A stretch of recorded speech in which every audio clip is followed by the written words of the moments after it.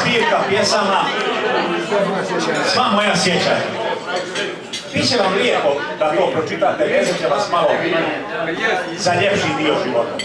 A sad ću vam kazati jednu pjesmu.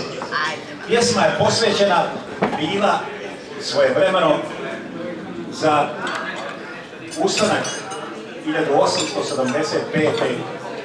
u Bosni, Bosansko-hercegovački ustanak. Pa sjećanja na taj ustanak koji je prije 2 godine proslavito 140 godina, evo pjesme. Rijeci Uni. Od davnina srpskih suza puna, srcem srpskim teče rijeka Una. Bistra kao suza djevojačka i krvava ko ruka junačka. Draga rijeko, ljepotice mila, često srpska grobnica si bila. Čim se Srbi zaželi slobode, krvave su tekle tvoje vode. Tvoje vode, obale i vrbe, vjekovima dijelile su Srbe.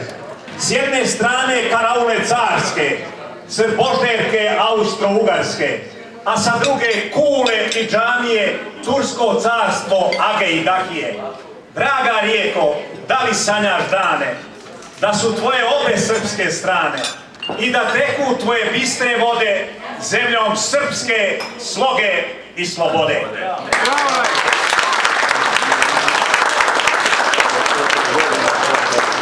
Ja bih vas zamolio da saslušate samo pol minute jednu stvar da se malo nasmijete. Kao izbjeglica bio sam godinu dana u Americi, pošto sam bio malo bolestan, nisam mogao puno da hodam, a žena i čerka žele da hodaju po tim, to ja znam, molovima, traže nešto. Ja tako šetajući kažem, ostavite mene ovdje, ja sjedim, kupite mi sladolje i hodajte. Ja tako sjedim, jedne Amerikanke prolaze, Tomak dođe, to. Debela, ne zna se koja je deblja. Ide jedna, a ja poslije ne znam engleski. Če je debela? A ona stade pa gleda o mene. Pa nije niti normalne. Pa odakle si ti poran? Pa iz koja duže jeboga ti.